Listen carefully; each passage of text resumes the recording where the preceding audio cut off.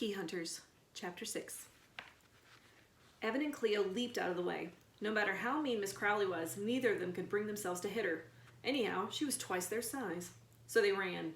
They scampered up the ladder to the catwalk, but Miss Crowley was already chasing after them. This spy stuff means a lot of running, Evan said.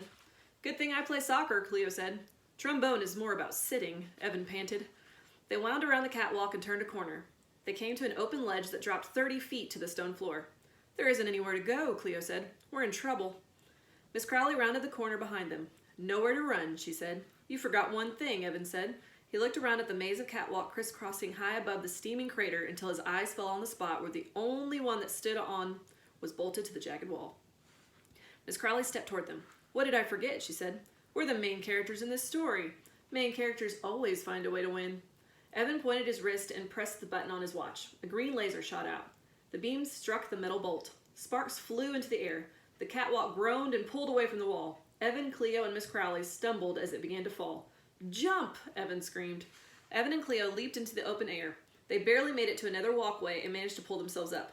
Miss Crowley wasn't so lucky. She stumbled forward and rolled off the end of the catwalk. She spun as she fell and grabbed onto the railing. Soon she was dangling high above the steaming crater. Do me a favor, Miss Crowley said to them. What? Cleo said. Tell my sister I tried. Can you see Miss Crowley? And with those words, Miss Crowley's fingers slipped from the metal and she plummeted into the crater. A puff of steam burst from the hole in the ground and she was gone. Oh no, Evan said. Evan and Cleo rushed to the ladder and climbed down to the stone floor.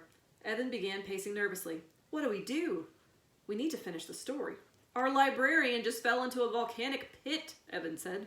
I know, Cleo said, but she was playing her role. Now we have to play ours. We need to defeat the Viper and rescue Agent Dearth. Okay, Evan said. He wasn't so sure anymore, but he liked that Cleo was taking charge. What do we do now? The map said the grotto is somewhere behind that wall. Evan looked where Cleo was pointing. But there's no door, he said. We have to find it. Evan went over to one of the computer monitors. It showed a grid of squares, 5 across and 5 down. Different boxes had different letters in them, A through D. The instructions at the bottom of the screen read, connect each letter with its match by moving up or down, left or right. Do not cross any of your lines or you'll be in for a nasty surprise. All squares must be used in the solution. Press start to begin. It looks like a puzzle, Evan said. A very dangerous puzzle. Cleo came over and read the instructions. Looks easy enough, she said. She pressed start and the door they had to come in slammed shut. I'm not sure it's as easy as it looks, Evan said. Oh, don't be a baby, she said. She touched the letter D and dragged her finger 3 boxes down and 2 to the right. The trail of her finger left a purple line in the boxes she crossed. Wait, Evan said. Now you've trapped the C in the corner. Cleo touched the C and slid her finger up, but as soon as the new line crossed the purple line, a buzzer sounded and the screen cleared. The floor rumbled and a burst of steam rose from the crater. The room got hotter. We need to think about this, Evan said. He touched the letter A in the middle of the grid and slid his finger straight down to the other A. A yellow line connected the boxes. Try B now, Cleo suggested. Evan looked at the 2 B's in the grid. There was a lot of free space on that side of the board, but he felt as though there might be a trick. Just do this, Cleo said. She reached across and touched her finger on the B at the bottom of the grid. She slid one to the right and then up to the top of the grid, and another to the right. Her finger left a pink trail. Ooh, my favorite color, she said. The screen buzzed and the empty boxes toward the right lower part of the puzzle blinked. More steam burst from the crater. Lava began to bubble out and ooze along the floor. Stop messing with my puzzle, Evan said. Well, you can't just stare at it all day. It's better than getting covered in lava, Evan said. The screen cleared and Evan took a deep breath. He connected the A's. Evan felt the heat from the lava. He glanced back to see it spreading across the floor toward them. Hurry, Cleo said. He connected the B's along the bottom and up the right side. Cleo inched near to Evan as the lava crept closer. But he connected on the grid. The lower D could only connect by going 1 toward the right, up the right side, and across the top. Evan trailed his finger along the boxes, turning them light blue. Come on, Cleo pleaded. My boots are sizzling.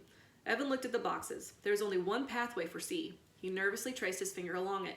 The screen flashed green and they heard a grinding noise. The wall slid open. Evan and Cleo rushed through the opening and the door slid shut behind them. They both sighed loudly. Sweat trickled down their faces. I take back what I said about puzzles being boring, Cleo said. This room was much cooler than the lava-filled computer room. It was a dark cave with a calm pool of water in the center. A man in a red suit stood at the water's edge. When he turned, Evan recognized his perfect teeth and slicked back golden hair. Agent Dearth, Evan called out. We're Agents Evan and Cleo. We're here to rescue you from the Viper.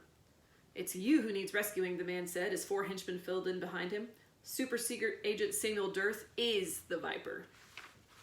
The end of chapter 6.